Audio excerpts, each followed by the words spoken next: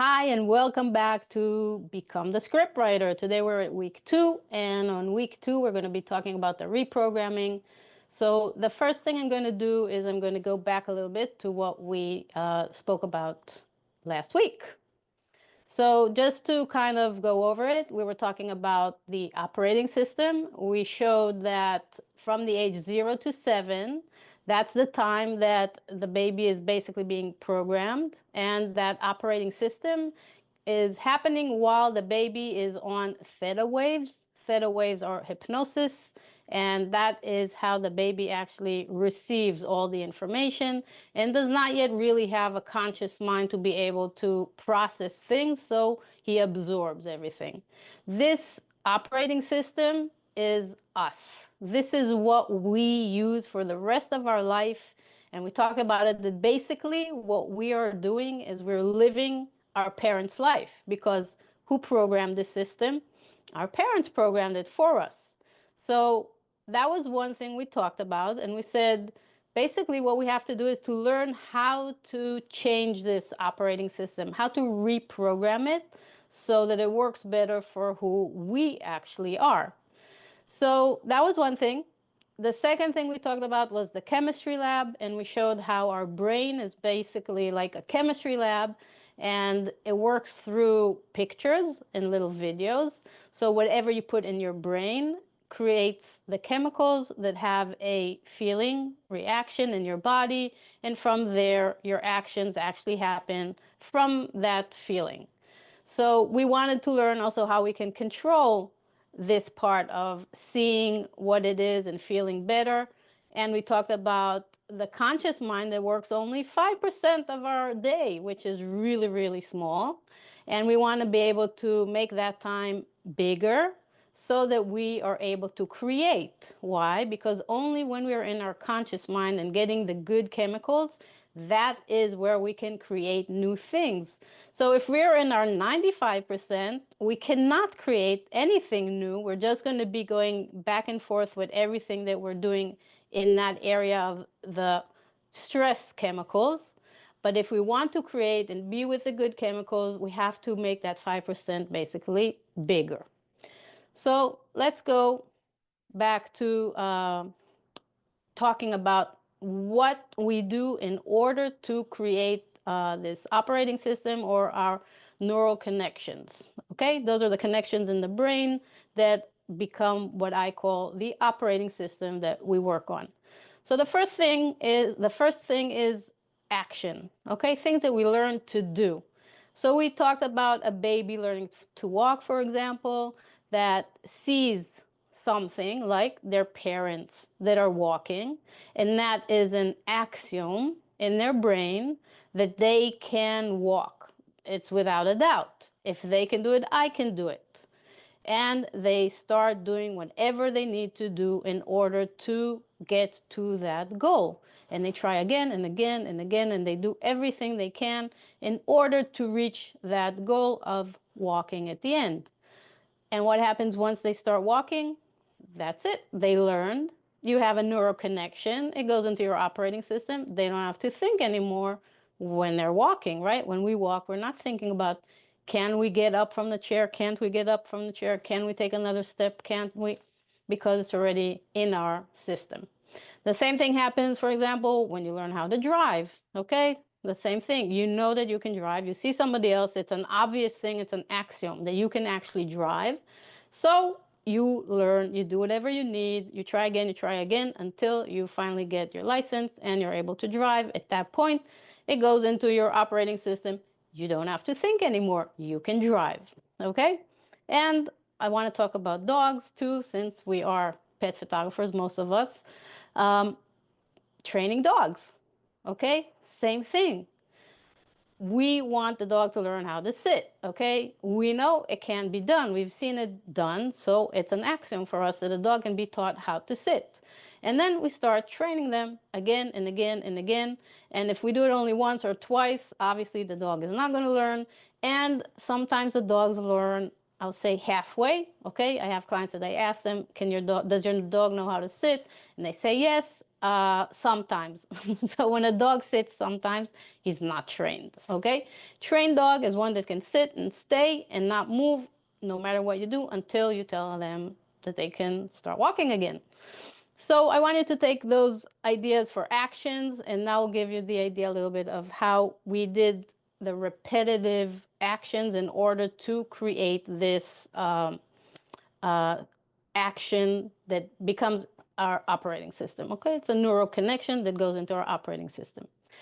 The second way to do this that we talked about is our imagination. And the imagination is taking videos, taking pictures, putting them in our chemistry lab, and getting the chemical reaction that you get from that picture or video. So if you put a good picture that makes you happy, what's making you happy, the chemicals that are taken out because of the neural connection you created that says, oh, if I see two people and they're happy, that gives me the good chemicals that make me feel good. And that's what happens. You see the couple, they're happy, you feel good, and that becomes in your system once you do it again and again and again. So we're talking about repetitive, whether it's with action or whether it's in our imagination. All right? So everything we need to do again and again, we don't know how long and how much time it takes in order for a neural connection, a new one, to be created. But we feel when it happens. We know when it happens. So I just say, do it until you feel you got it. Okay? You just have to do it again and again. And let's talk now a little bit more about how we do the reprogramming. So we're going to take all of these things and put them together and get a way, a path for you to take your information and create new neural connections that can help you with whatever it is that you want to change.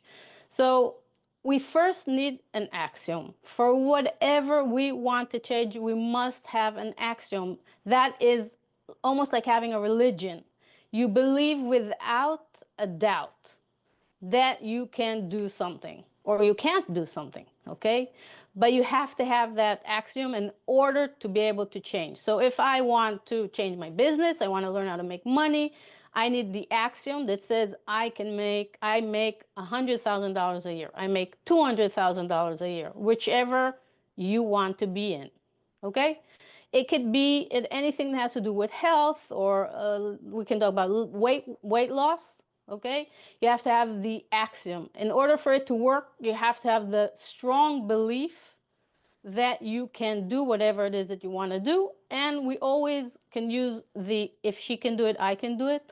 That helps us to get the confidence that we can do it too. So the same with a business. If we want to make $200,000, so we find somebody who actually makes $200,000 a year, we follow them, we know what they do, and we can say, if they can do it, I can do it. Okay? So that is the first stage. And again, you can take it to all places. It could be also about, finding a partner. It can be about everything. Anything that you want to create that's new, that's very different than what you've had until now, you will need to do this because you've been doing things all the time. Has it brought you what you want to actually have? Probably not, because you wouldn't be watching this video, right? You want to learn how to make big changes. Now, you cannot make big changes without changing drastically what you're doing. I remember when I was still living in Israel, thinking about moving here, I remember Tony Robbins. I was listening to him then, and he would say something like, if you want a big change in your outcome, you must change drastically your actions.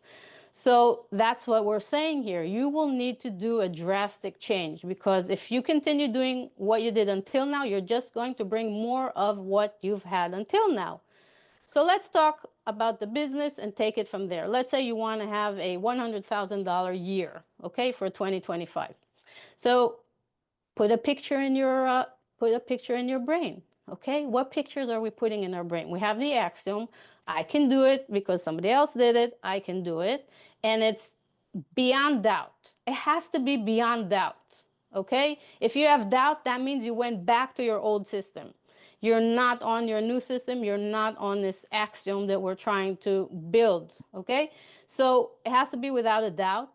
And then you start seeing pictures, okay? So you can see a picture of a client paying you $2,000, $3,000. You can see a picture of your bank account and how it looks when you paid, or an Excel sheet, let's put it that way, because you don't actually see a whole $100,000 at first in the bank, but you can see an Excel sheet that shows you all of your income. And you can look at that and have $100,000 at the end, and you can actually create that Excel already and put in numbers and have at the end a total of $100,000 and look at it all the time. Okay, so you have that picture and you look at it and you look at it. Now, the thing is, the way the universe or God or the way the law of attraction, however you want to call it, the way it works, whatever you tell them, that's what you get. Okay, so we're going to talk about it a little bit more in when we talk later on. But I want you to have different pictures that you can look at that are supporting this axiom. So it could be a vision board. It could be anything that can help you bring in this information, which is totally new, and make it more your own and make you confident with it. Okay, so we're going to see pictures again and again of how we made it, how we did it, what happened when it happened, when we actually made $100,000 or $200,000 or $300,000, whatever it is you're at whatever point you are at right now.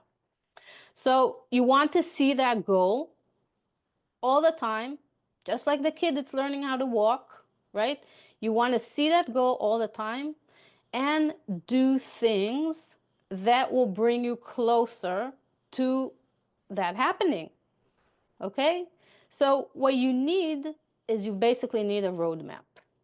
Now, a roadmap is very, very important. I talk about this a lot in my masterclass. I teach how to do the roadmap. The roadmap is basically your path. If you think now that me, for example, I'm sitting here in Boca Raton. I want to travel now to Atlanta, Georgia. Would I just go in the car and start driving and say, oh, I'll get there? Well, you can, but it's going to take you a very long time. You're going to have to stop a lot of times and ask people how to get somewhere. You can, but you can plan it and make it much shorter. And then you get GPS, right? Or in the old days, we had a map, and we would actually, look at the map and put out exactly where we have to go, what roads, what stops, and then we had a road map. And the GPS does the same today. It gives you a road map. So you can be at the point that you say, okay, the first day I'm going to drive 4 hours. I'm going to get to Jacksonville or whatever. And you know that it takes 4 hours. But things can happen, right? Maybe there's going to be traffic on the way. Maybe you're going to have to stop a few times to eat, to go to the restroom, whatever it is. So you actually know where you want to go. You know approximately how long it can take, but obviously it could take much longer because things happen and it's okay. The same with your business. If you want to make $100,000 a year, for example, just pick that number because it's easy. So you make a roadmap. The roadmap is going to be per month first. So 8,000 and some, we know that's approximately what we'll have to make every month. Did somebody want to say something? Okay. We know that we want to make $8,000 a month, let's say. And at that point, we're going to start thinking all the time how we can actually make that $8,000. Okay. So as we said, you have to be focused on this goal all the time and work towards it all the time and make whatever changes you need to make in order for it to happen.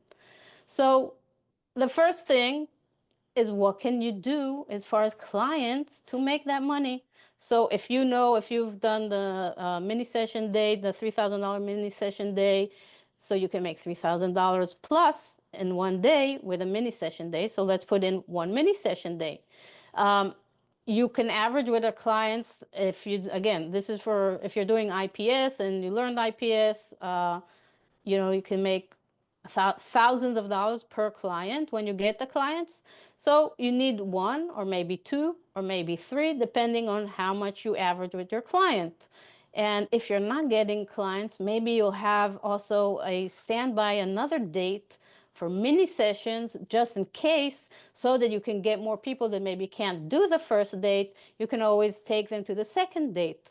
So when a client calls you and you give them the $1,500 booking fee, for example, that's what I have, but they say, oh, that's too expensive for us, and they really are not going to be your client, they can always give them the option of the mini session, whether it's going to be on the date that you have posted, or you just give another date in order to get the client in and get that money, okay? So you're going to be focused all the time how you can actually make that money, because you have the roadmap now, okay? I strongly advise to have an Excel that you put in every income that you have. You have the total that you want to get to, and will always show you how much more you need in order to reach your goal. And that's another way to keep focus on what you want and keep thinking all the time how to actually achieve it. So that's the roadmap. And once we do these things that we think of that make us feel good, that's when we also get the chemicals, right? So if you're now thinking about making $8,000 a month, and right now you're not making any, or maybe you're a shoot and burn photographer and you're making $200 or $300 per client and you're really burnt, which, by the way, shoot and burn is not because you get burnt, it's because the way we used to do it in the old days, that you shoot and then you burn the digitals on a CD, on a stick, oh my God, I forgot the name. Anyway, we used to burn the digitals on something and give it to the client. Today, everything we can send online, but that's where the shoot and burn comes from, just so you know. But it's funny to me that sometimes when I ask somebody if they're shoot and burn, and they get offended because they think that I'm telling them, oh, you're shooting and you're just getting burned because you're not getting enough money. But in a way, it is that way too. So, all right. So you get the good chemicals because you're thinking about the good things. You're thinking about your axiom, which obviously should always make you feel good, okay? Like when I moved here, I always say I had a goal of, I have this axiom that one day I'm going to make $1 million, okay? It's just there, and it's obvious to me, and I know that it's going to happen. And when it happens, I'm going to say, well, okay, I knew it's going to happen because I've been, living as if, it already happened the whole time, the whole 5 years. So have that axiom like a religion, okay?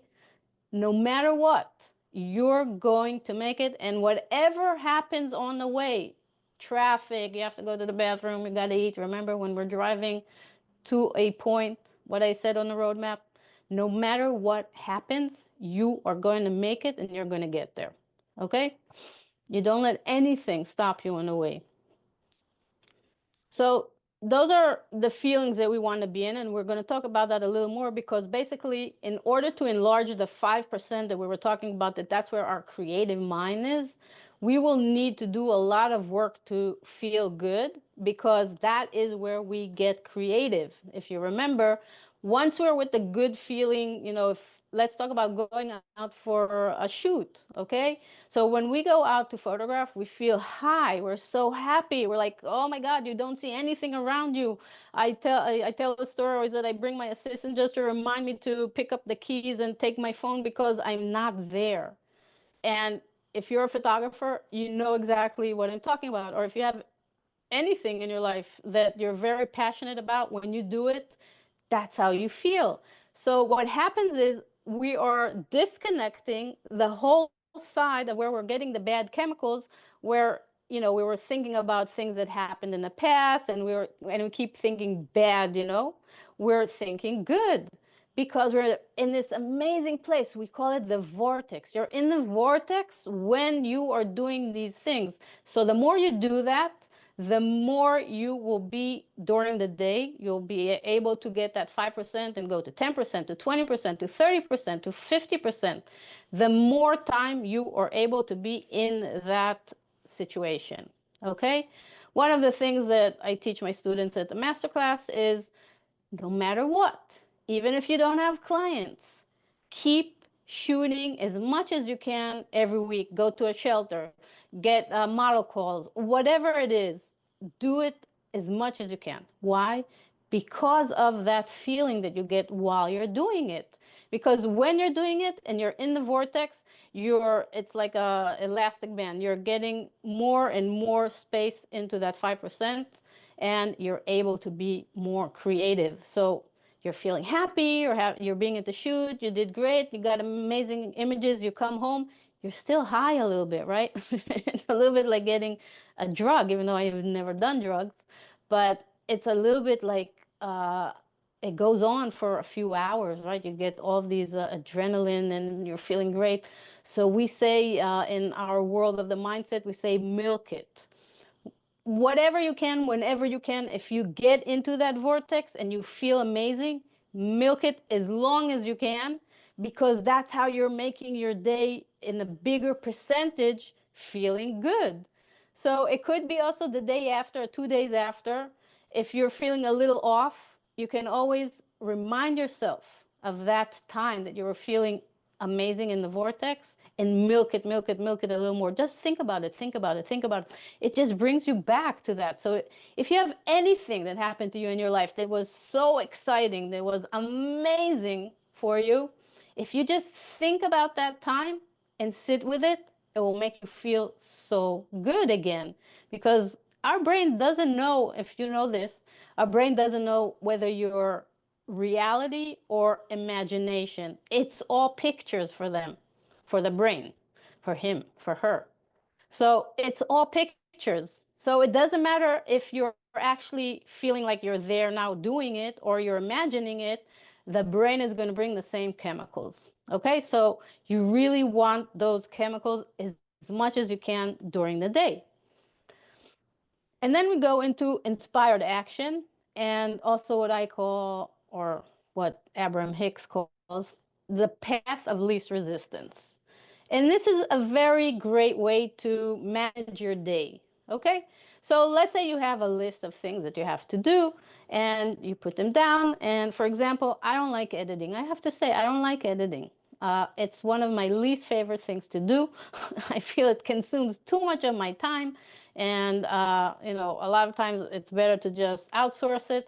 But if I'm just doing a few clients, then I make myself also edit. So I have a list. Okay, I got to go to the supermarket. I have to edit a few clients. I need to take care of something with the IRS. I need to whatever. I need to learn some more on this new system that I'm building for my school for the pet photography education. And I have this list. And every morning after you do what we're going to talk about soon, you want to come to this list and feel it. Okay, this is not a brain thing. It's not, let's think what I need to do. No, I want you to feel the list. Okay, the list is going to tell you what you should do right now. What's the best for you to do right now if you feel it? It's like a compass. Okay, it tells you what to do. So, do I want to go to the supermarket? Okay, I don't have any resistance to it. Yeah, I can go to the supermarket. Do I want to edit? Oh no, I don't want to edit. So I'm not editing today. It doesn't matter how long the editing will sit, whether it's, a week or 2 weeks, whatever. And I tell my clients, it could take 2 to 3 weeks. It usually doesn't. But, it could be a few days that I'm getting the feeling I don't want to do this. So I don't do it. All right. There's no you need to, you have to, you must, whatever. Okay.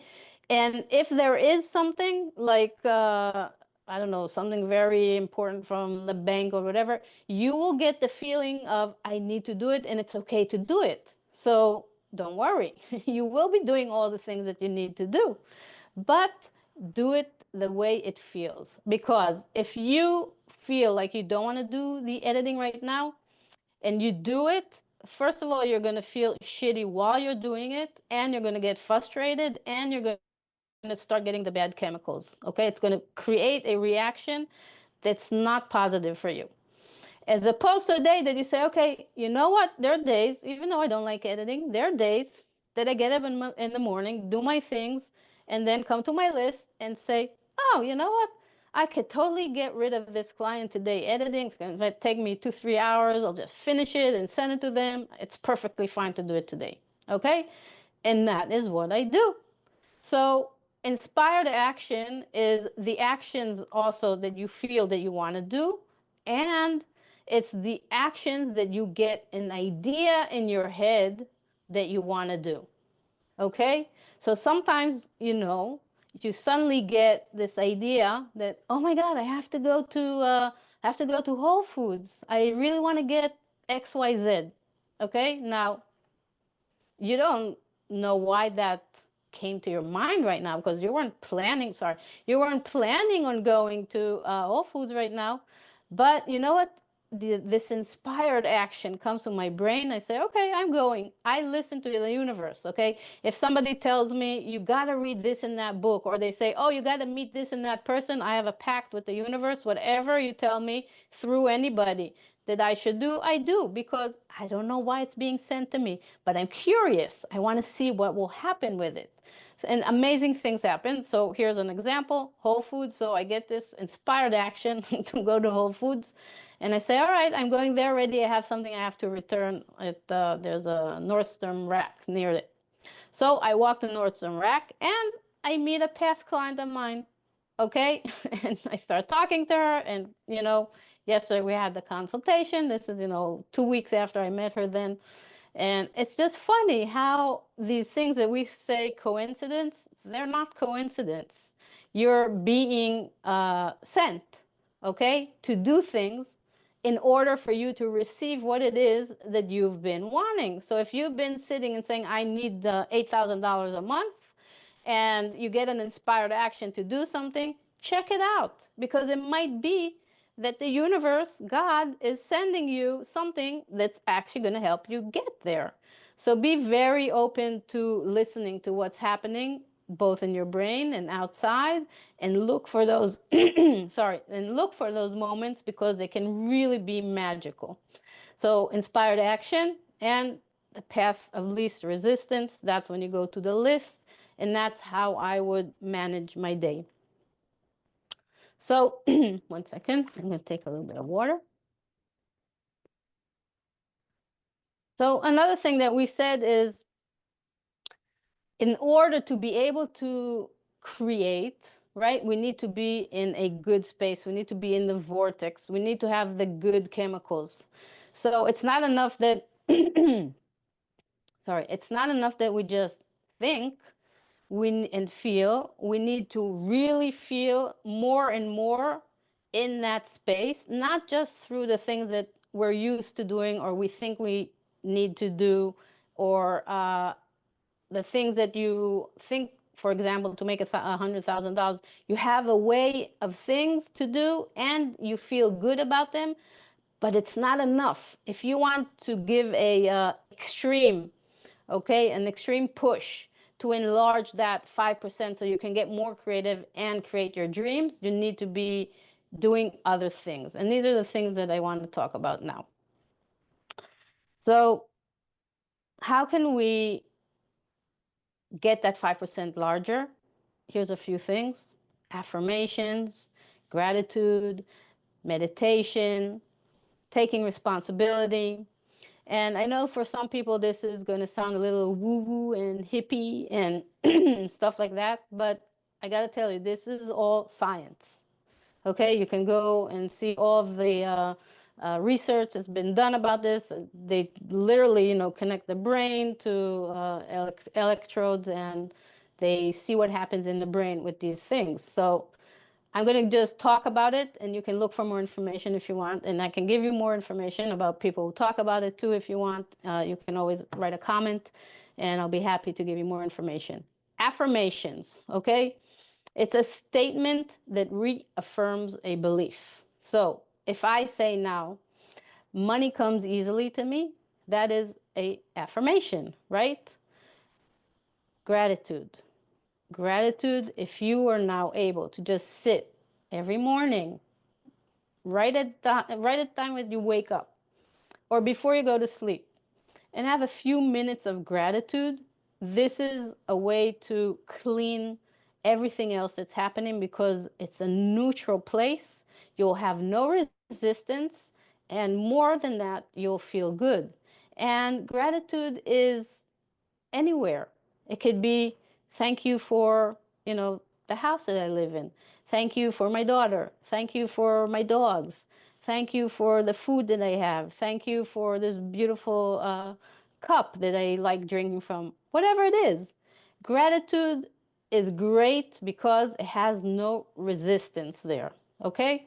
Now, in the morning, just before we wake up, we are in theta waves. And at night, before we fall asleep, it's a short period of time that we're in theta waves too. Now, if you remember, theta waves is where the kid is from age 0 to 7, and that's why they absorb everything without the conscious mind there to bother you, basically. So that's a great time to get anything into your brain when you're trying to reprogram yourself.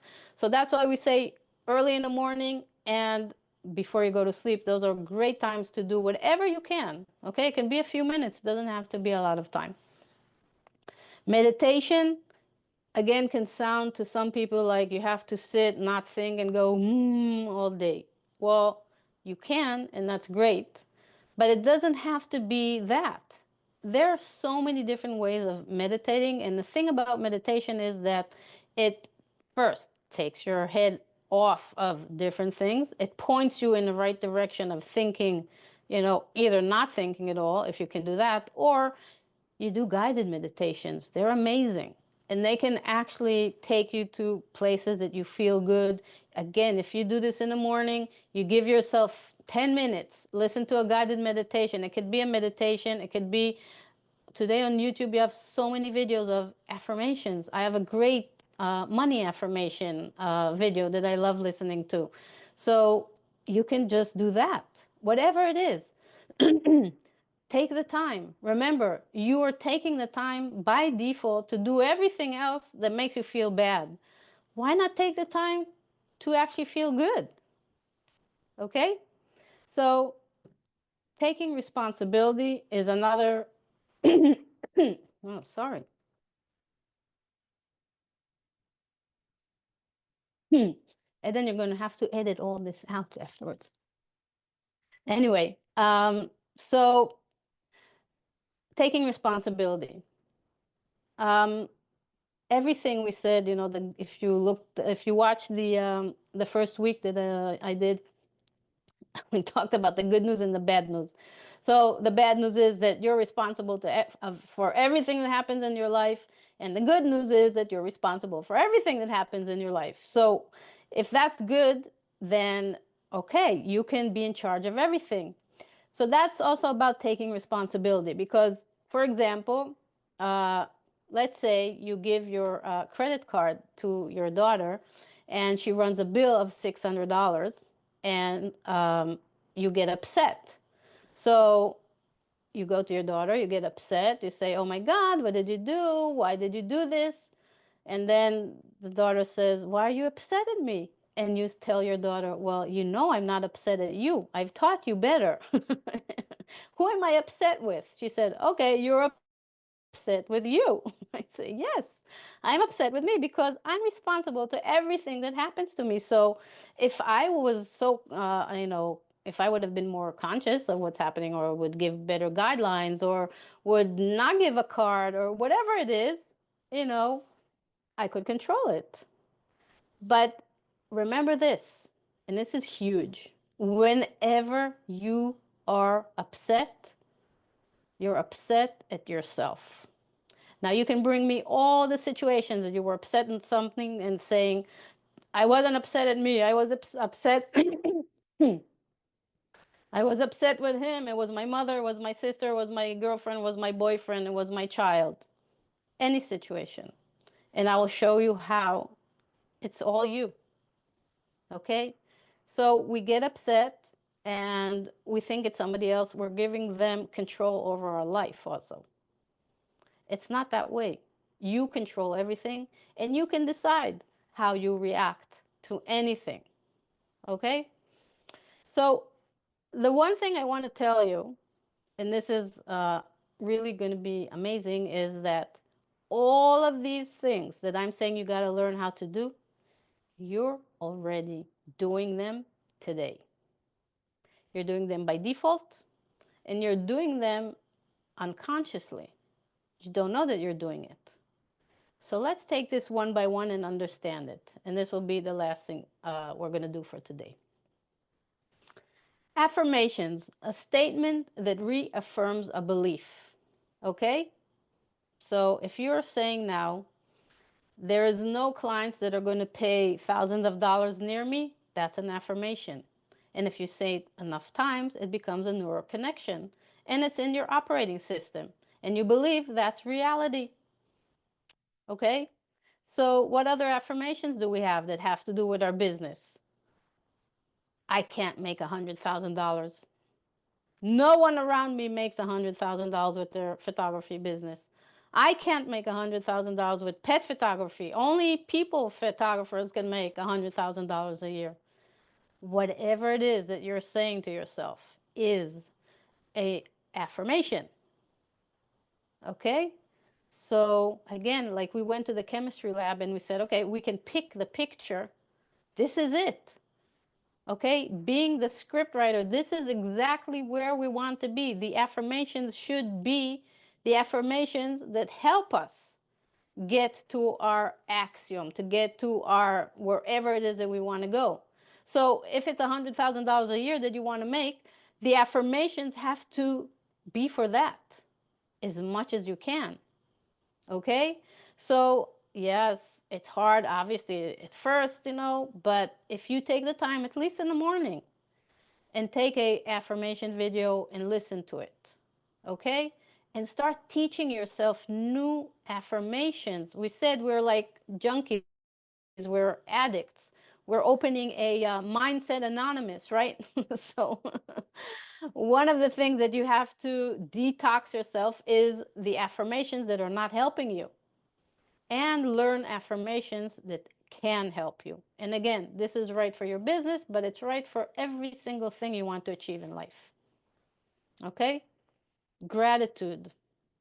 Gratitude, or the opposite of it, because every single thing in this world is on two sides of a stick. Okay? So you have gratitude, and you have the other side. The opposite of gratitude is finding why everything is wrong in your life. Okay? So you can be going around saying, life sucks, and I was dealt bad cards, and my mother did this to me, and my house isn't good enough, and I'll never be able to buy a house for $1 million. I'm going to always have to live in this tiny house, and it sucks to rent. I really want to buy. I mean, you could be everything that's the other side of gratitude. Or you can pick the other side of the stick and be in gratitude. And in gratitude, you're grateful for everything because you know it's your path. You know you're on the way somewhere. You know you have to go through things. You understand it. And you can be grateful for everything. You can be grateful for your house. Oh my God, I'm renting this amazing house. In the past, I could never rent a house like this. And you know what? I know I'm going to be able to buy a house soon. I'm just going to have to work on it. But I'm so grateful for the four walls that I have here and where I'm living. I'm so grateful for my daughter. I'm so grateful for my dogs. You could be grateful, obviously, for people and animals or whatever around you. You could be grateful for your bed. You could be grateful for your mattress. You can go on for 15, 20 minutes, half an hour, and being grateful for anything. The thing about being grateful is that, again, as I said, you have no resistance there, and you're, again, pulling the 5% and giving you more space to afterwards feel good and be creative and bring in your dreams. Meditation, you're also doing every day almost without understanding that you're doing it. Because if I say that a meditation can also be a video that you listen on YouTube that's going to give you guided meditations and talk to you about how your life can be, what about the times that you're sitting and having this video in your head about how your life sucks? and you're not in conscious mind, you're just kind of sitting and mumbling in your head, okay? It's the same kind of meditation. So again, we're talking about choice. Everything is your choice. You can decide whether you're going to pick to meditate on your past and everything that you don't like, or learn how to meditate and have guided meditations for your future and where you actually want to be. Okay? And taking responsibility, as I said, that is so important, and understanding that every single thing that happens to you because of you. And take that to the good place of now creating and knowing that every single thing that you do, you are responsible for. So when you make that $100,000 or $200,000 a year, you know it's all you. Okay? So this is our presentation for today. And I'm just going to stop share. And I see we have a few people here. Okay. 1 second. I'm gonna do. Okay. Is there anybody here that wants to say something or share something about what we were talking about, what I was talking about right now, or what it made them feel, what you think for your future? Do you have questions? Yeah, but the radio's playing and my daughter's in the next room, and so that's not a. It's And I'm okay. editing and looking at the snow outside. Oh, where do you live? Atlanta. Oh, I was just talking to my daughter. She got the little snow in New York, and I said, "Oh my God, there was snow in Atlanta, Georgia. Can you believe it?" Yeah. That's why I talked about Atlanta with the road map, because it was fresh in my brain. I was thinking about that. You know, So, when I moved here, we would have snow usually every year, and like 6 inches and stuff, 6, 8 inches is great, and we don't get that anymore. I think you're a little bit, I told my daughter, you're a little bit like Jerusalem. It's like maybe you'll get a dusting every year, a little bit here and there, but the actual snow that's a few inches, it's like once in a few years it happens. Now that's the way it is. Yeah. Yeah. Well, Shoot. When I lived in Florida, it even snowed a couple times there. When I well, was growing up. that I can't see happening, but okay. I mean, Yeah, it was pretty cold. Yeah. it did. Elementary school, we went outside. Anyway, Oh my God. thank you for the for the reminding me about keeping and knowing what I'm going for and keeping that front of mind. Hmm. Were you on last week too? I was not able to be on last week. Okay. I Did you forgot. watch the recording? Not yet. Okay. Not yet. I I've got it bookmarked and it's in my playlist, but I haven't done it yet. Okay. So, because I was going to ask if, it helped you after last week, but since you haven't seen it, uh, that question isn't relevant. So, as long as this gave you something that you feel that can, help you uh, get better with your goals, that's great. Are you Yes. a pet photographer in Atlanta? Yes. Okay. And how would you say, how long have you been doing it? Um, I've been getting started for a couple of years. Okay, so you're at the beginning, kind of. Okay. Yeah. Like, well, I started at the age of 46 and I've only been doing it 7 years, so I totally understand. Well, Uh, I'm 57, so but there've been a few careers before this, so yeah, of course. Well, I I, think I pet photography is a great place to be. It is. I was really inspired by your treat catching photos early on when you first moved to the US, and happy to talk to you. Oh, so you've been following my work for some years already. Yeah. And seeing you like grow with Graphy and get to be a star featured artist with them, and watching your sky pictures and all. I'm and then building the education. Mm-hmm.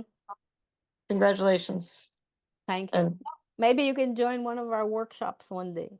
It will be fun. I am going to try. Well, you got to learn how to make money. Yes. Yep. Um, Have you been doing IPS? I need to get more clients on my schedule. Well, clients can be either shoot and burn clients or IPS clients. So, it's not, it doesn't matter if you need a $200 client or if you need a $5,000 client. At the end, clients. So I always advise in the master class, I say, don't think you're going to start shoot and burn. And one day in the future, once you make a little bit money, transfer to IPS because transferring is going to be much harder. So Mm-hmm. starting with IPS, immediately and hitting the luxury market is much more effective as far as making money as opposed to being a shoot and burn photographer and making a few $100s, from every client.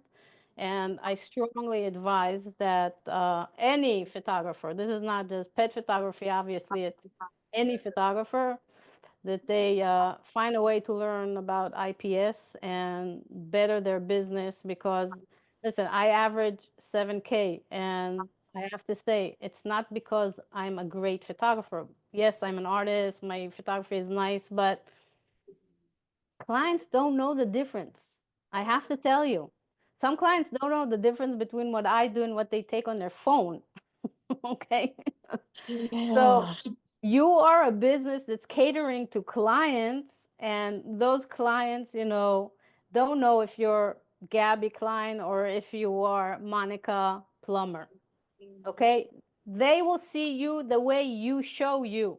So if you show you as a brand, if you show you as being, somebody that's really good at what they do and confident in what they do, then they will pay you. But you do also the service. You give the full service because it's two separate businesses totally, okay? The business of shoot and burn is being a photographer. The business of IPS is being a photo artist. Okay? We are not photographers. We do photography, but we're not photographers. We have a business, okay? We're the Lamborghini, okay, for this business. And we give full service. We're concierge, we're tailor made, whatever you want to call it. And that's how you show it to your clients also. Okay, and if I go to my client's house for a consultation and meet them and meet their dog and see their house and see their walls and talk to them about everything and get to know them, and then I do with them one or two or three shoots even. Sometimes I do with some of the clients because they want variety. And then I go back to them again and I sit with them. I bring a computer, I bring a monitor, I sit with them and I show them, all the work. And they sit with me and they pick and I see how they feel when they're watching the photos. I mean, it's a totally different experience. And then you're a Mhm. designer. You design art for them, printed art. Okay? And there is nothing like printed art. We all go back to albums from when we were kids, and everything. I see most of us are here over 20, some except for my daughter. We go back to our albums, right? Mhm. And it's a generation now that doesn't know albums. So we need to kind of teach them. Even though most of our clients know what it is, they're still in the concept of digitals, even if they're 50 or 60, like me and you and you. So there's a lot of education going here also towards, the clients. But at the end of the day, when you come with these amazing samples that you have of art, Okay, when I revisited this client that I told you about that I met it when I went to Whole Foods. So I photographed her first for the local magazine here, a Stroll magazine. Um, and when I met her this time, and I was showing her, the different houses that I created art for, houses that have 5, 6 pieces on the wall, she goes, God, this is art. I said, yeah, what do you think I do? I don't know. Wow, this is amazing. And I'm like, yeah. So we're artists, we create art. And that experience, I mean, the fact that I come, to my client to do everything. Okay, I don't have a studio, but even if I had a studio, I would go out to my clients, okay, to give them the full service experience. And then once I sell the art, I even have somebody that hangs it up for them. Okay. So that experience and pricing it, my booking fee is $1,500. Okay. I started at I think 750 booking fee, but it was always my minimum package was around 1,500. I moved to the United States. The first sale I had was $5,000. Okay, because I knew the price list, I knew what I'm doing, I knew who I'm selling to. Now you can't be a salesperson that's selling Hyundai and try to sell to the same people a Porsche. It won't work. It's totally different clients. So when you say to me, oh, I just need first clients, I'm saying to you, which one? The luxury client or the shoot and burn client? So you got to make that decision.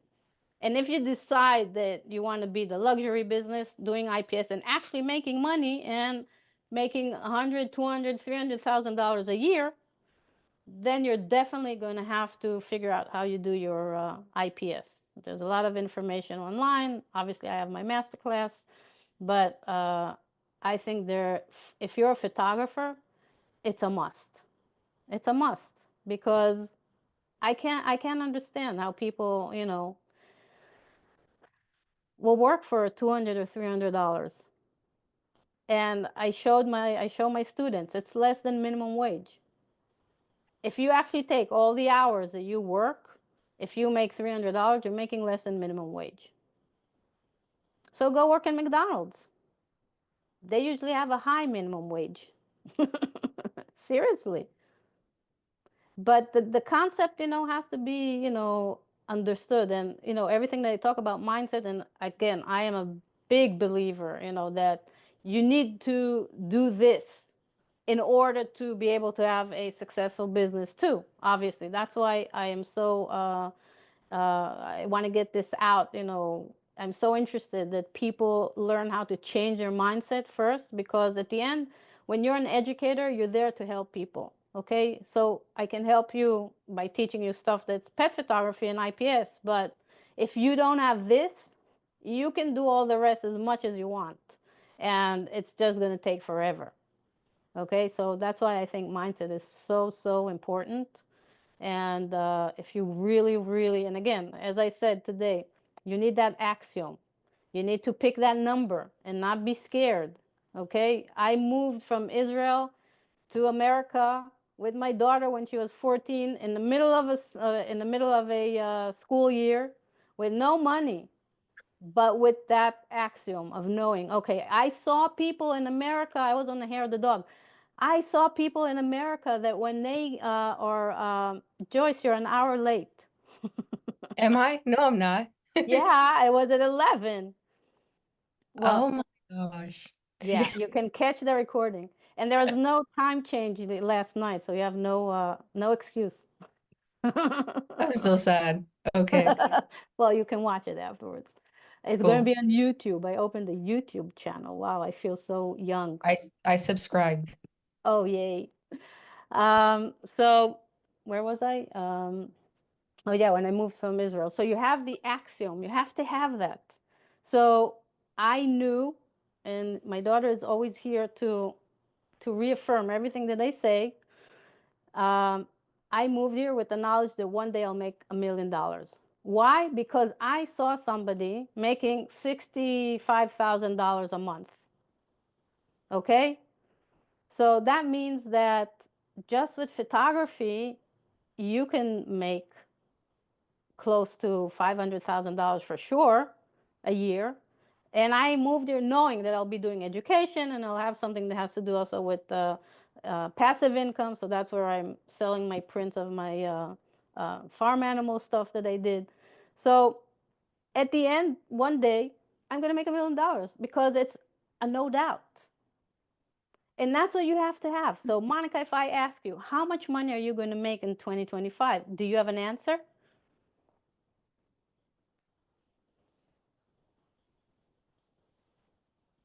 I can say anything I want because I can't get the mute button.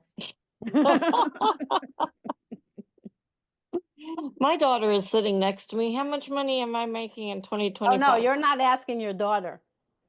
You're going to say this to me yourself.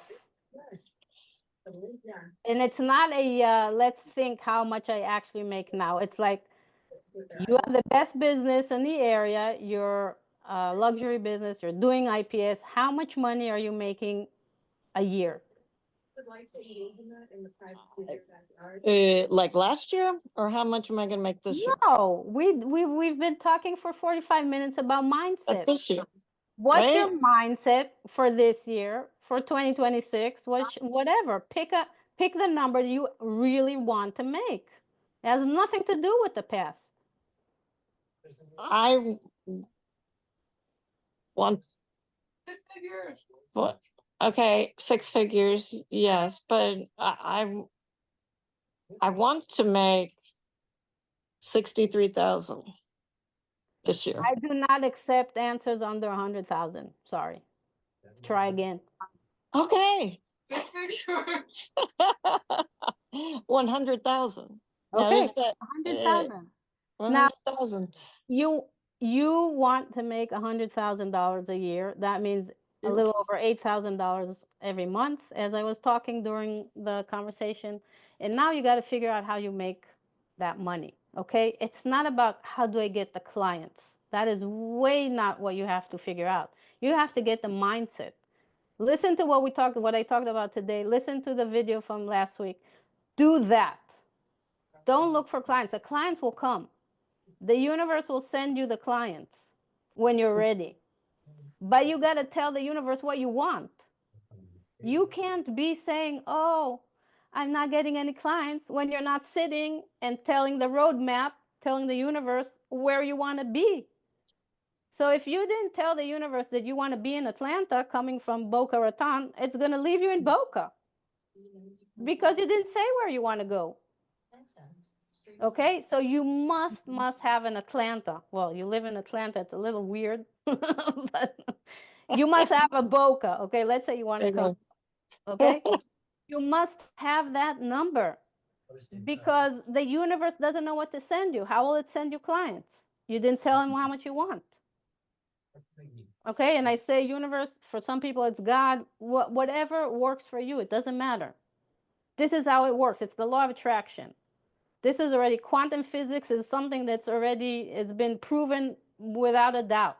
Epigenetics, neuroscience, everything, okay? You need to say what you want. So take that number and start saying it. Stevie, I think you're not muted. One second, I'm going to mute you. Okay. So you have to have that number. That's just what I want to say. And take everything that I spoke about in these 2 sessions and start doing it. Okay? I promise you, what you did until now brought you to where you're at right now. Are you happy with where you're at right now? No. Okay, that means you need an extreme change. I'm giving you the roadmap for the extreme change.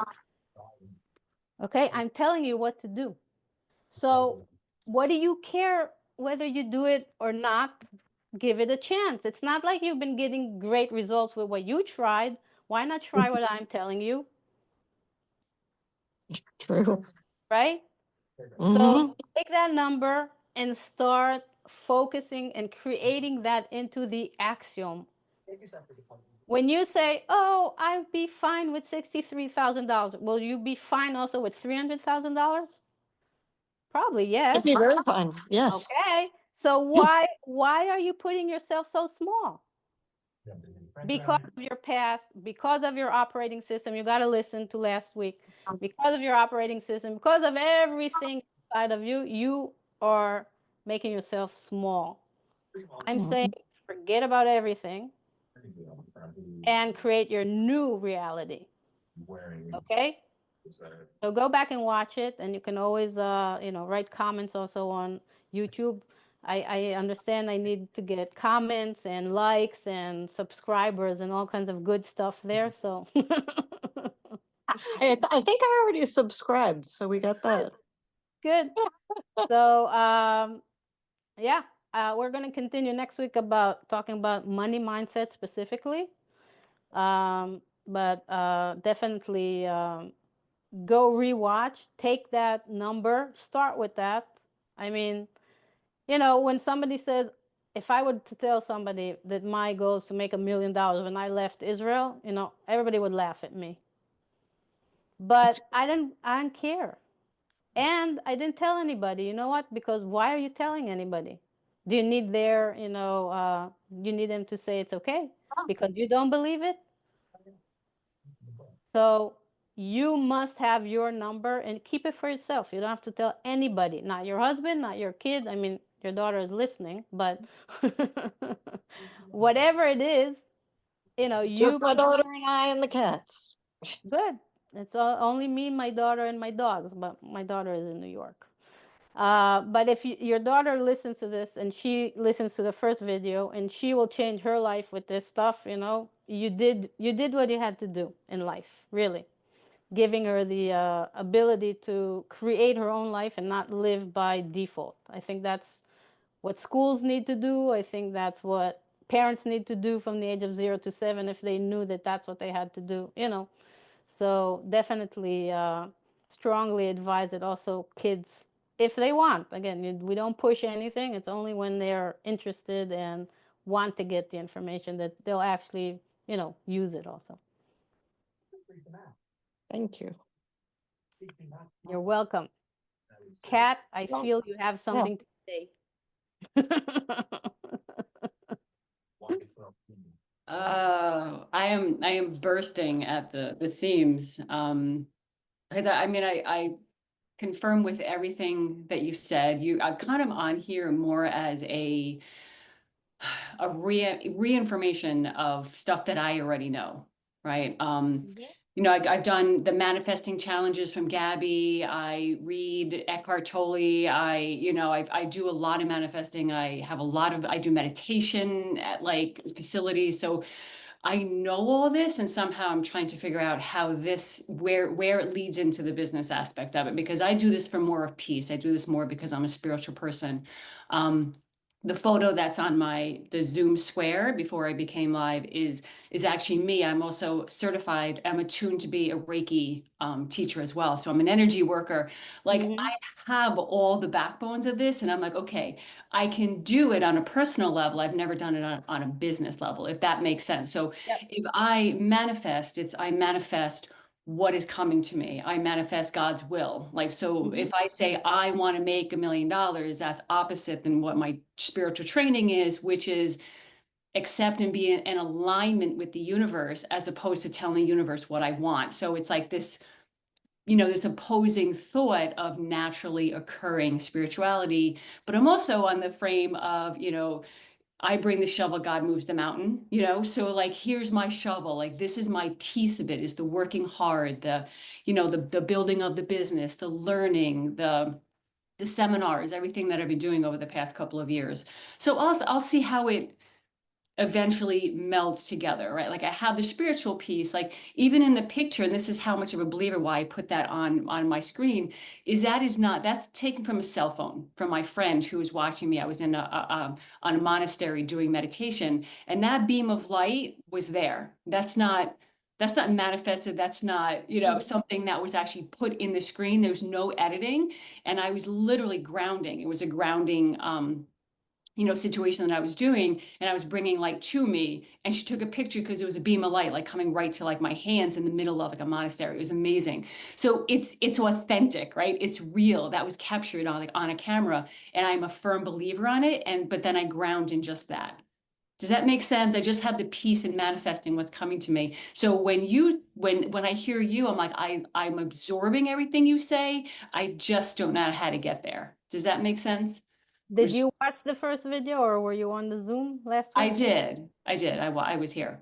So I just want to tell you that what you're saying about, because you're a spiritual person and you can do it for life in general, but not for your business, those are blocks that you have from a Okay. young age that has to do with either, again, I don't know you, but you Right. check it out. It could be from things that came from religion, saying that if you want money, you're a bad person.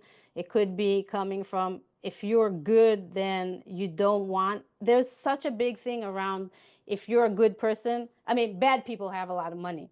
They probably screw people over, they lie or whatever, and that's how they make a lot of money. And you don't want to want money, it makes you a bad person. And that is a huge block. And I would say, if God created money, or the universe, for anybody, created money and created all the things that can make you happy to use that money, he wants you to have that money. And money is good. And money No, I do know happy. that. I do know that. It's not like money is bad or I can't ask for it. It's I'm in alignment with what God wants for me. Right? My alignment is, I'll be right there. My alignment is with what is God's will. So I'm more of a naturalist. Like if it's coming What's to me, it's God's already will? coming to me. Like whatever's coming to me in life is already coming, right? Like I can only see the first step on the whole flight of stairs, and I'm on that first step, so I don't know what's coming next. So I'm more of an acceptance kind of person. So I have to change the mindset to be like more of a doer rather than accepting God's Well, will. even in that state of mind, God brought you me. I'm sorry, I missed that. God brought you to me also. Yeah. Okay. Yeah. With my information. And again, I always say it's not my information, it's God's information, it's the Okay. universe information. I'm just, a pipe that it comes through. Okay. Okay. So anybody who I talk to, I always say, listen, this is a message. You do with it whatever you want. Okay. The reason why you found me, the reason why you got on this Zoom, the reason why everything is orchestrated. Everything. That I Okay. do believe. That I 100% believe. So So like I manifest and I do manifest good stuff. Believe me, I don't just say like I'm just gonna lay down dead and like you just give me what you want. Like I'm like I want it all. I want, I have like list of cars I want to buy. Like I got it. But I'm just trying to like the business piece of it. I'm trying to just see where this makes, like so why is the manifesting. business piece seen so much as separate than your life? That's what I want to understand. Yeah, I don't know. Think about it for a second. Let's try and see. I mean, are you a pet photographer? Yes. Okay. How many years have you been doing it? Hobbyist for about 7, but just really training wise and launching website and stuff like that just this past year, just 2024, was actually trying to say like I can do this for a Okay. living. It's more like I work with animals for 7 years and I've just been taking pictures of them for the whole time. What have you done in life as a business? I mean, did you work? What did you I do? did. I'm a retired psychologist. I worked with children in therapy, and then after that, I created a online baking business that got so big I got out of it. So I know business. Like I couldn't do it. I was working 24 hours a day, and my kids were like crying, like "Where's mommy?" And I was like, I chose to not work that hard. So I'm not a workhorse where I'm going to do this like to exhaustion, and that's what I was doing. I want a happy medium. So I Could have it like be goals. Like I want to make money and I want to work really hard, but I don't want to be exhausted by my job. I want to right? live my life, if that Could makes you be blocking yourself because you have a belief that if your business does well, then you're going to be overloaded? potentially, Okay. So potentially. work with that. Yeah. Because if you do IPS and you have 2, 3 clients or 4 clients or 8 clients, whatever it is, a month, and you make $20,000-$30,000 that month with those clients, you don't have to work hard because you give all the editing to a retoucher. You have enough money to pay somebody to do that for you. You do Mhm. the fun stuff You do the marketing, you get the clients, you get to go to their houses and talk to them and do whatever, and you control how much you do, as That's long true. as you're happy. But I promise you, once you get a $10,000 sale, you'll be very happy during that month. Okay? So again, Absolutely. we are stopping ourselves in our brain. Okay? Right. When you said you have a difference between life and the business, that, turned on a red light for me, because it's all the same. It's all one piece. Got it. It's all supposed to be exactly the same. And you should be working on your health, on your connections, love life, on your whatever, on your business. It's all one thing. It's all you. And it should Okay. all be, really, really the same. So if there is one place in your life that you feel that you're manifesting and you're doing well and everything is working great, it's because you have no resistance there. And the Okay. reason you're not doing the same in the business side is because you have a lot of resistance. Now, again, this from the short conversation that we were Right. just having, me hearing you had a very stressful business and you had to leave it, I'm sure there are a lot of blocks coming from there. Right. So manifest what you want in your business. Don't block it. Manifest what you actually want. So if you sit and say, okay, I want to make 100, how much money do you want to make a year? Let's ask you with your pet food Yeah, that's the house. same thing. If I can hit 6 digits, if I can literally hit 100,000, that'll be amazing. Girls, If it's more, I will accept it. Believe me, I am no. open. No, but you're saying that also to God. Okay? You're telling Yeah. God. You believe in God. You're telling God, I'm fine if I only make $50,000 a year. I'll be great. Thank you. I'm so grateful. Thank you. Why? Why can't you tell God, God, I am amazingly loving you and enjoying this life so much.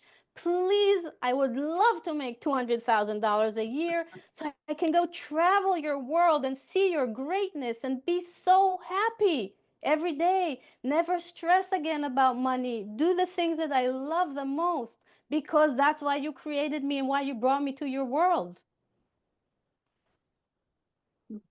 And then God will say, your wish is my command. Okay. It's Aladdin, right? Your wish is my command, I think. I don't know. The genie. Yeah, So, that sounds like more like Aladdin. yeah, Thank God. but that's what God and the universe do. You got to tell them. That's what I talked about, the roadmap. You got to tell them what you want. Mhm. You got to tell them. How's he going to bring it to you? With the other things that you're manifesting, have you told God what you want and you got it? For the most part, yes. Okay. Because you said what you want and you had no resistance, he sent it to you. But if you're saying, I want, but don't give it to me, don't give it to me, don't give it to me, you're not going to get it. Okay. So tell God All right. what you wish for in your biggest dreams. Don't leave it small. What you want in your biggest dream. Okay? If you can't fathom, $500,000 a year, okay, start small, but start small big. As I say, I don't accept under $100,000. So you must go over that. And Okay. anybody, again, if I can do it, you can do it. You can make $200,000 a year. And it's not a lot of work. I mean, my first year when I made, what was it, 75 or $80,000, like from 10 clients. Okay, for a full year. So I'm just imagine. working.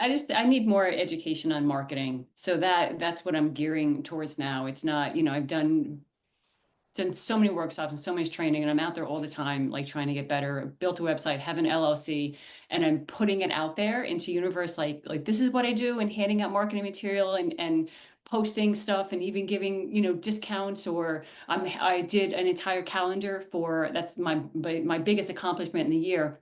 obviously it was free because I was working at for a rescue that I do, like, you know, where I got my own puppy from and stuff. So it was a giving back. So when I first opened my doors, I'm like, the first thing I'm going to do is give back. And I was very clear on letting people know, like, at Universe. And I created a calendar. So I did a full, you know, 12 months photo shoot. Mhm. I got the sponsors, I did the production, I did everything, and they did successful. And that like made me really super happy. But everybody's like, that's great, that's great. And but still, my husband's laughing. He's like, not one client. He's like, they don't come right away. It may take 6 months to get your first client. And I'm like, okay. So like I opened up the doors 4 months ago and I've been doing all pro bono work so far. Are you priced for shoot and burn or IPS? IPS. So like, but not like, again, because I'm a beginner. So my prices are anywhere from 490 to 1300 for 3 different packages. So like a beginner package is a medium package. That's not IPS. That I'll tell It's you getting my something. foot in the door is the first, like I have 0 people that have actually hired me yet, but I'm You will not. always have 0 people at the end. Whether you sell a Lamborghini or a Hyundai, you're always going to have 0, and people start knowing you, but they start knowing you for your brand and whoever you are in your pricing. Now, Okay. are you on Megan DePiero's group? I'm sorry. So probably no, because I don't know what that Okay. means. Get on, and if you guys are not on Megan's group, get on Megan's group.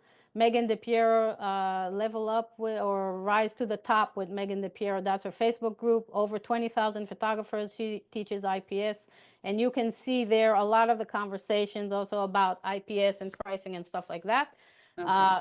My group is still at the beginning, so you don't have a lot yet going on.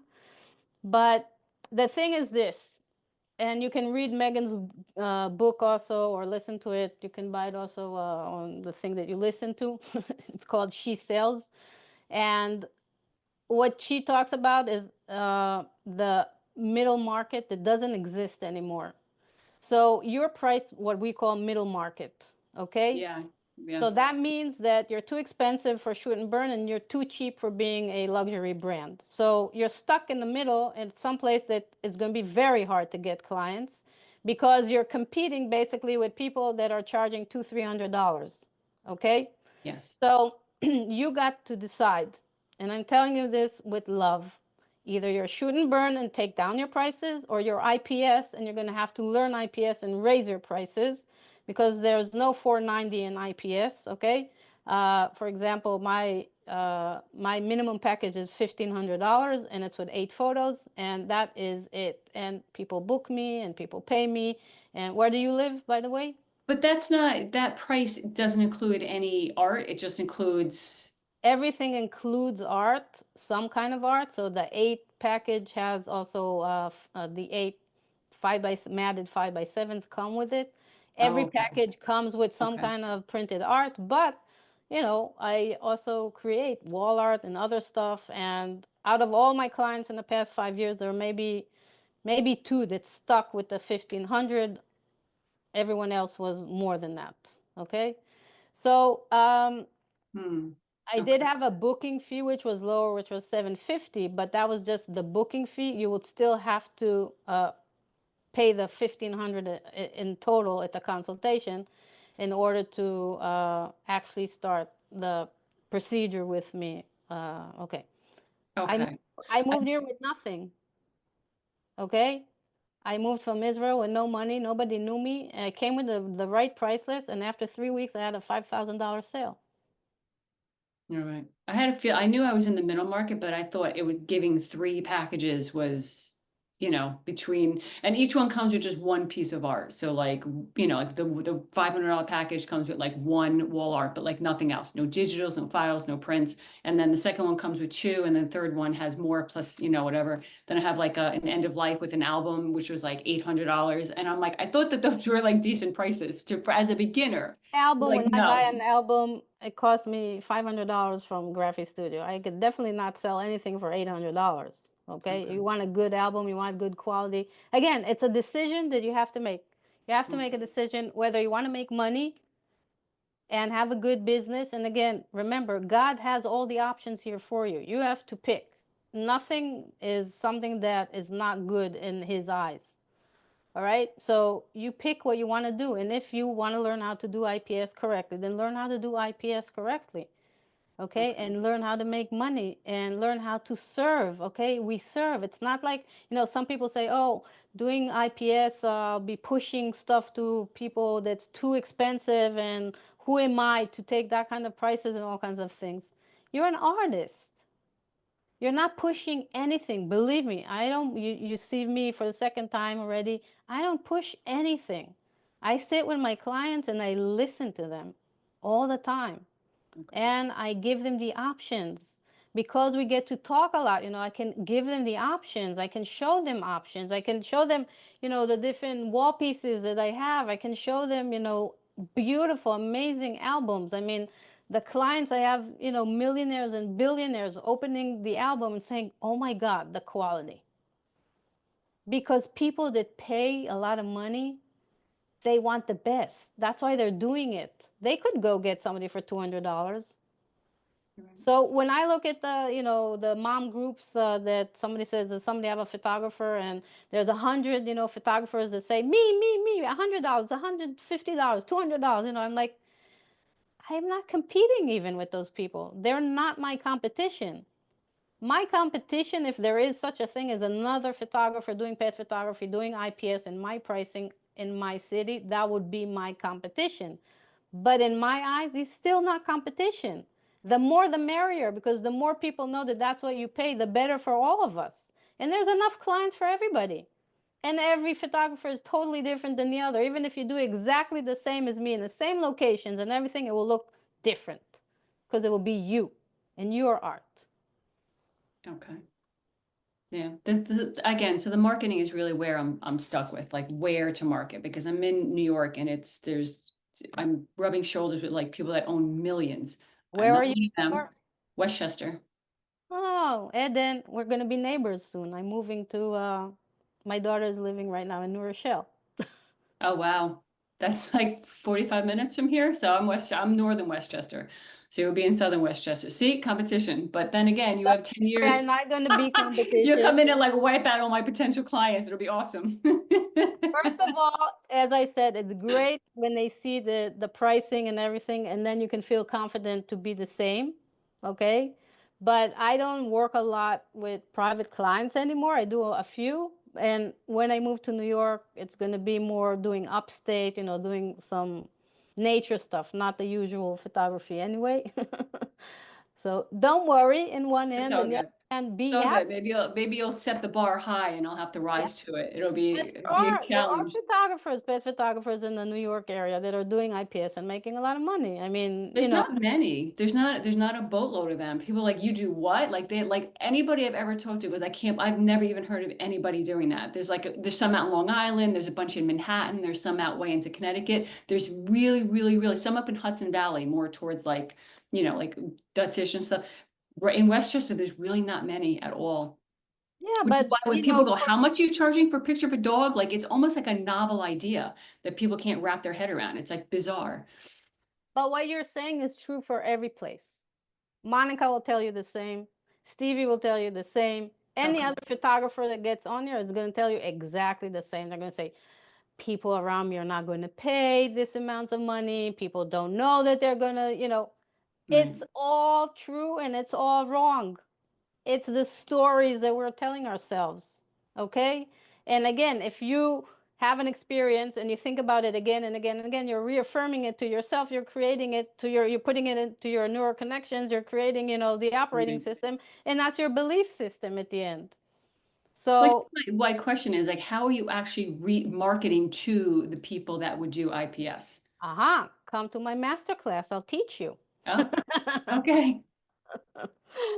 Well, that is exactly the thing that That's the big question here. you have to first listen. Marketing is work, no matter what. Right. But you have to figure out who you are first in order to figure out who your client is going to be. Okay? In that middle market that you are, I'm telling you ahead of time, you'll have no clients. You'll have no clients. Mm, So it's time to make a decision. okay. Either lower your prices, say, okay, fine, I'm not built for IPS and all of that world. I don't want to learn. I don't want to invest any money in learning. I'm just going to charge, $400, $350, whatever, do my sessions, give them the 30, 40, 50 digitals, work hard, get burnt, and that's it. Or you can decide, I want a luxury business. I'm at the point in life, I don't want to work hard. I want to make good money. And I want to do the thing that I love. Mhm. Now Okay. that means you're going to have a luxury business. Okay? We call it luxury. It's not just for rich people. Okay? IPS is, I've had clients that did payments on a credit card for 4 months, and I've had clients that took out from their savings, and I've had millionaires that wouldn't pay. The way people decide whether they spend on something is If they value it, right? If value. you value, you put your money to something you value, which is Exactly. what I tell my kids all the time. Exactly. So in the same way, somebody, right, my daughter, for example, she can say, oh, I want a Tiffany bracelet. Okay. They cost $4,000.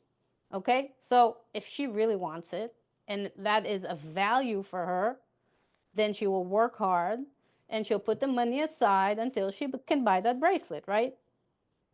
The same thing with our business. The only thing is that we're not known. So people don't have that budget in their head when they call you.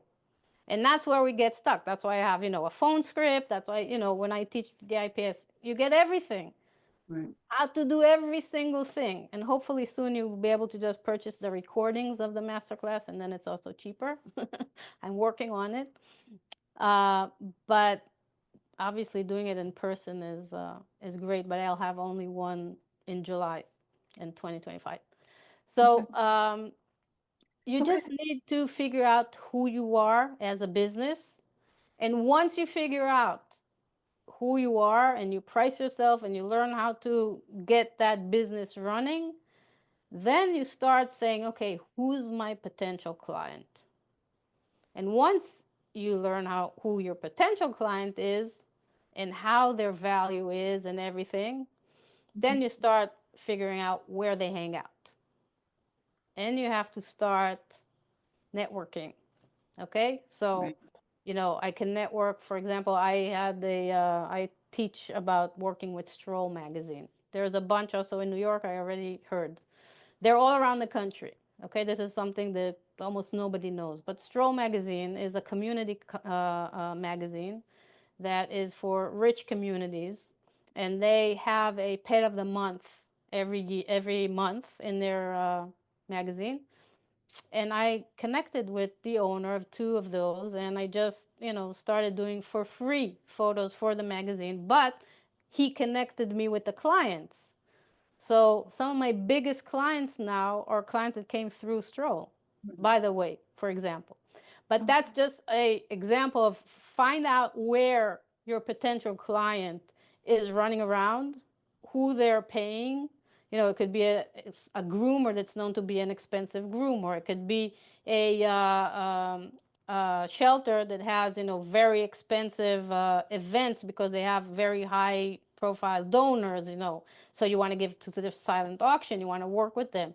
It could be a vet.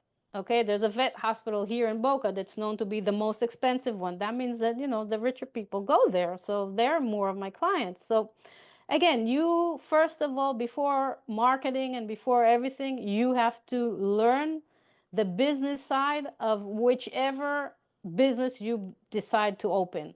But definitely don't go with what you're doing right now. Friendly advisor. Okay. Like, just That will stop. get you Stop. nowhere. And if you have wall art in that package already too, which is much more expensive than just having prints or anything else, you're killing it. I mean, you're killing your business. I do. Okay. So Well, I figure, I mean, it was just one piece and it was like a smaller, up to a certain value. And again, it's just as an introduction, like you book me and get a piece of art in a package. And I just yeah, kind of thought that was a cool selling point. And I thought going up to a package of 1,300 plus was a decent start, but you're like, no, that's too cheap.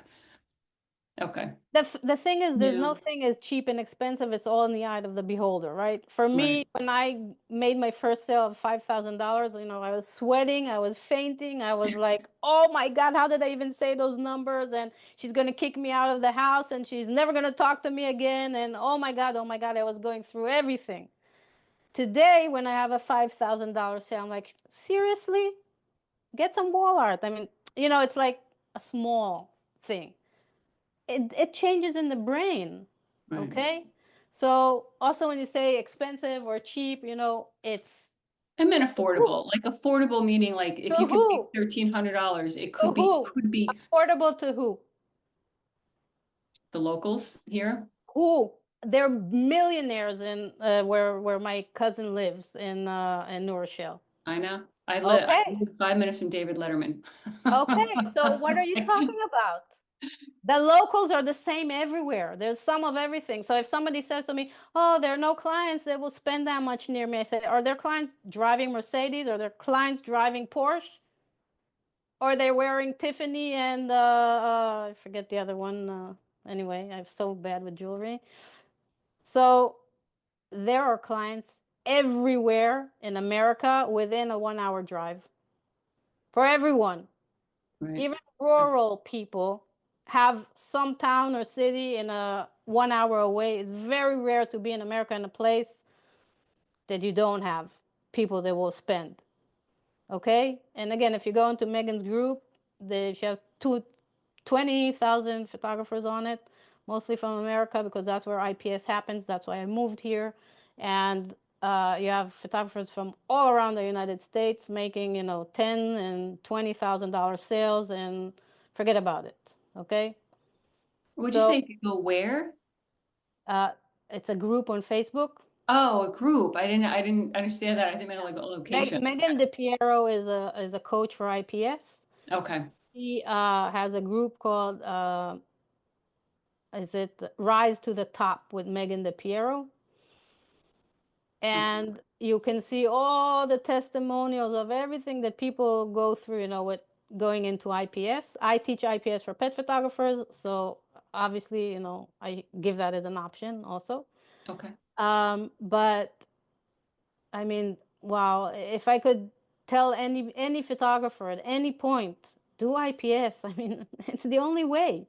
It's the only way to have a good life, to make money, and make clients happy. I mean, I have clients paying, also that paid $30,000 in the past 2-3 years with me. And they're so happy. Their walls are full of art of their family and everything. And whenever I come there to visit, because I become friends with most of my clients at the end, so they invite me for the Jewish holidays or whatever. And they keep going back and back to the walls with me and saying, "Oh my God, this is just so amazing." We're creating art. I mean, they would go, if somebody would go now to a gallery to buy a piece of art for $20,000, or if they put, art of their family up and enjoy it for half the price, you're doing an amazing job for them. Mhm. Again, I believe that it's all in our head. It's all in our head, I'm sure it everything. is. So, you gotta believe, just like you do with God, you just have to believe that and know what you want to do and just go for it because it's there. Other people are doing it. So be that, 5% or 1% of the photographers that are actually making a lot of money, millionaires. I mean, there's a photographer that I know, she makes $500,000 or more a year, and she has a full-time job. Oh, She, wow. yeah, Wow. she loves her job, so she does this Uh, only on the weekends, but she averages over 10K with, all of her clients and more. So she manages to have a really, really lucrative business, Okay. Make a decision. Thank That's you all. so much for your time. That's been amazing. You're welcome. Very blessed. Thank you. Thank you. Stevie, are you here? Do you want to talk?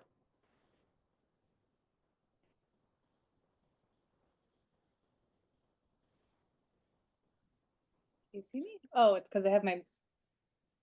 I have my screen dark because I get It's migraine. okay. We I still close the hear you. window. Can you guys hear me? Yep. Okay.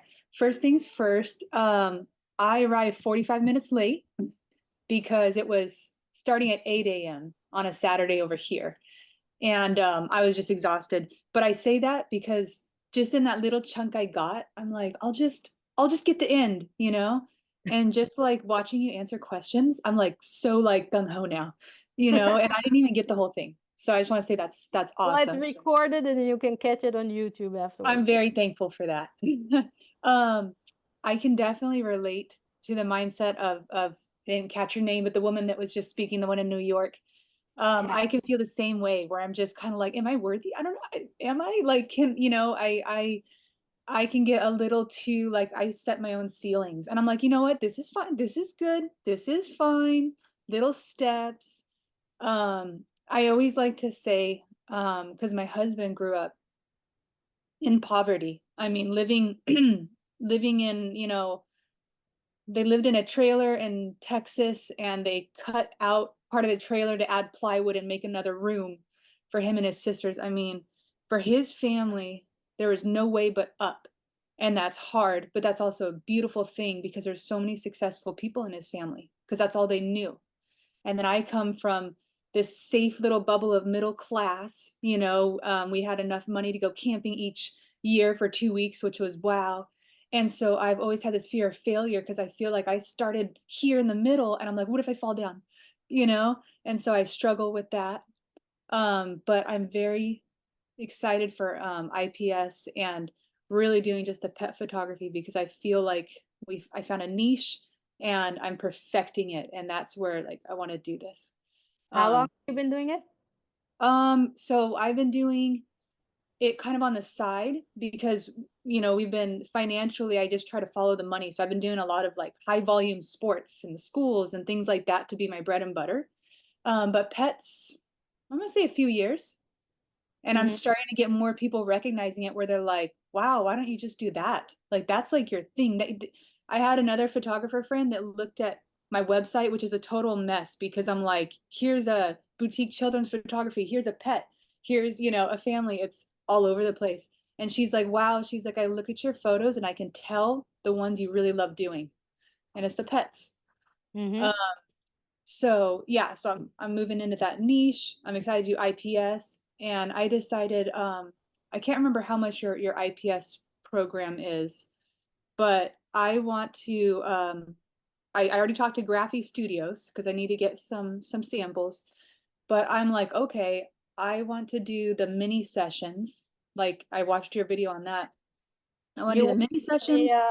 You were on the video with Jane, right? Yeah, that's right. Yeah. And so I want to do the mini sessions that you did to make the money to do your IPS. And I think I don't remember how much it is to do the one in Oregon. That's an in-person workshop. But I want to do that because this is really what I want to do. And like my goal, I mean, for this year, and I even know I'm setting it low, I would say 100, you know, because I'm like, in a perfect world, I would like to have one client a week. That's, Mhm. I never want to get bigger than that. That would be really great because I'm also the mom that I want to be taking my kids to all their sports. They're young once, you know. Um, and yeah, no, I'm really excited to do this. I do have one random question that I'm insecure about. So, being this mom that takes her kids everywhere, I have the classic white Honda minivan. Apparently, everyone chose white. I thought I was being different. Got a stick figure on the back, got a couple stickers from our favorite, you know, shows we watch, and a couple dents here and there. And I get so insecure. I'm like, okay, so I am totally jazzed. Like I'm gonna say, I'm an artist. This is what I do. I'm gonna be confident, but then I'm gonna drive in to this person's home with this beat up looking mom minivan. And I guess like I'm like, should I rent a car? Like, am I downgrading myself? Like that's my insecurity. So when I moved here and I had no money, this is just 5 years ago, and COVID hit, and I literally had nothing, and I have no credit score or anything. Then my parents bought me an old Chrysler, okay? And that's what I was driving. And I'm going into these multi-million, homes. And I had exactly the same feeling. And I went to my aunt, which is rich also. And I told her, I don't know, what do you think as, like my potential client, let's put it that way. Would it bother you if I come with a car like this? She said, nobody's looking at your car. They're looking at your art. They don't care what you're driving. On the Yeah. other hand, you're a artist that's driving around all the time. You would want to have a beaded car so that, if you're throwing stuff in on your art and everything, and tools and whatever, it's a working car. Nobody cares what you're driving. Nobody cares. You know what? I used to dress. I'm a jeans and t-shirt girl. I have only black t-shirts and only 2, 3 pairs of jeans since I moved here because I had no money. So that's what I had, and I kept, wearing the same thing. And I bought one nice shirt so that I can go to clients with. Okay, so Okay. I used to wear a nice pair of pants that are not jeans and a shirt and go that way to clients. And after a year or two, I stopped doing that either also, and I just go with my jeans and t-shirt. That's who I am. They're not they're not buying stuff because of how I look. I say I need to lose weight. I need to, we all have these voices in our head, okay? Our insecurities. But you know what? I come with my jeans and t-shirt today to my clients, and I feel great saying this costs $10,000. I have no problem with it. Okay.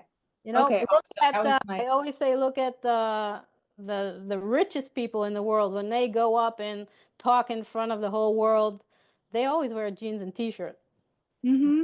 suits on anymore. Mark Zuckerberg and all of those people. They don't wear suits. Why? Because it's more comfortable. So they just want to be comfortable with their jeans and t-shirt.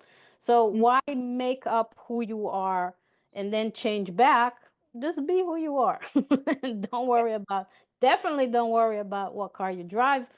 Put the money into education, educate yourself how to make the money, and that will be, much more value for you than to, change a car or rent a car or Okay. what you're thinking of. Okay. And the other thing I want to say is this. You mentioned your husband that came from a place that there was no money, and everybody ended up being very successful. Mm-hmm. So I want to tell you one thing. That is 100% because the parents there taught the kids somehow that they can. Because there's 100 other families that came from the same situations and the kids are in jail or doing drugs or whatever. So Mm-hmm. it's never just a situation that creates us, okay? It's our mindset. Again, always go back to the mindset because there was something planted in the mindset there that they can be better or they can do better or they saw this and they said, you know what, I don't want this life, I want a better life. But there was nobody there to tell them, oh, you can't, oh, you suck, or you're horrible, you'll never be able to do it or whatever. So the fact that you said that they, were able to, it means that they got he got a good education in a way. You could say, oh, they're not that great parents but something worked there if multiple people out of that family actually were able to come out from there. And if you're in a middle class place saying, I might fall, I might fall, I might fall, there are insecurities that have been put into you. Oh, So, that's true. Yeah. okay, so whatever reason it is, you did not get the same mindset as those people did, okay, knowing that they can do whatever they want. So it doesn't matter really how you start. It matters your mindset on what you can do in the future. And it can be born to a rich family and suck at everything in life. You could be born to it's not the cards that I was dealt. It's not. It's, did you get the information at some point in your life or somebody in your life that told you you could do whatever you want to do? Whatever you want to do. Again, my daughter is here, probably suffering quietly because she knows all of this, but she whatever she says to me, I said, whatever you want to do, you can do it. Just decide. Okay, you want to be an oral surgeon? Now she's, into oral surgeon. 14 years of school and residencies and all kinds of stuff. Great. Wow. I didn't do 1 year of school. I hate school. So, it's all a matter. Sometimes it can be a teacher in the school that was a great teacher and gave information to kids saying you can do everything you can do, because mostly the school system is going to knock you down and say you can't do anything, you didn't go to school, you didn't do this, you didn't do that, and oh, if you don't go to college, then you can't, do anything in life. I'm like, seriously? Have you looked at the billionaires in the world? Nobody went to college. Mhm. I mean, know what you want to do. Yeah, find your passion. So if we're, passionate pet photographers, that's where you should be. I talked about it before when I was talking. I was saying, when you're doing your passion and you're getting that feeling of, oh my God, this is so much fun. It's amazing. It's like being on drugs. I go out, I don't remember anything. I don't see anything. I obviously don't think about anything else, but getting that frame and working with this dog, and you're on the ground and you get all these things in your pants and on your hair, and you don't feel anything until you finish the shoot and go home like, oh my God, what's all this? Neat. Yeah.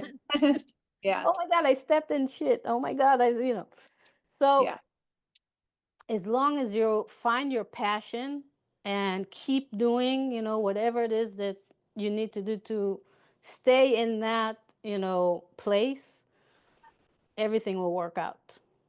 Okay. With the correct mindset, obviously, that you can do anything and you can make as much money as you want. There is not one person in the world that has been dealt better cards than anybody in the world.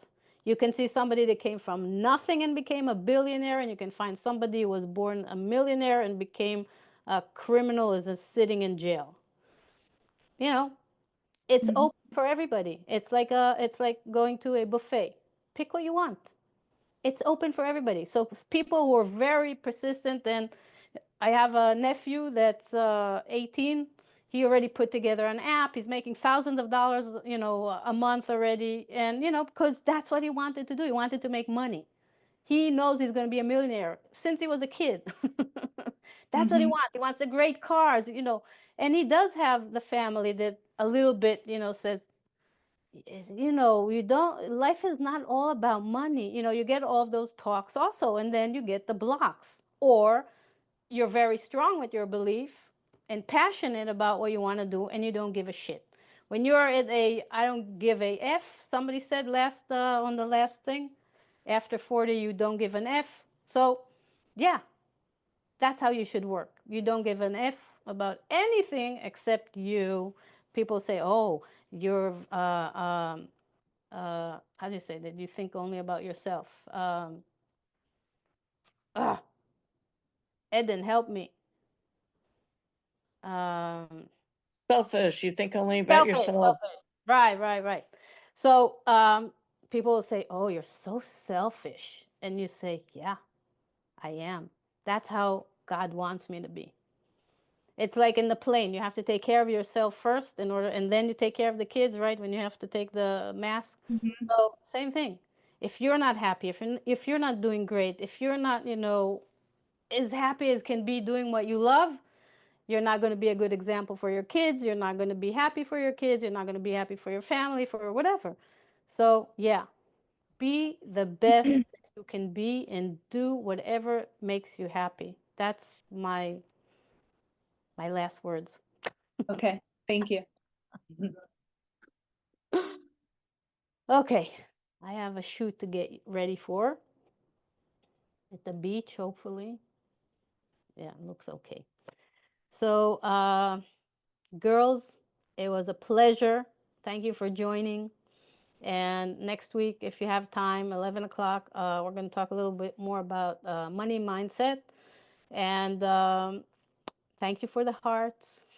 And one thing that also came up when we were talking here, and I think that this is kind of something that I want to do, is I want to be able to have a space like this for photographers to meet and talk.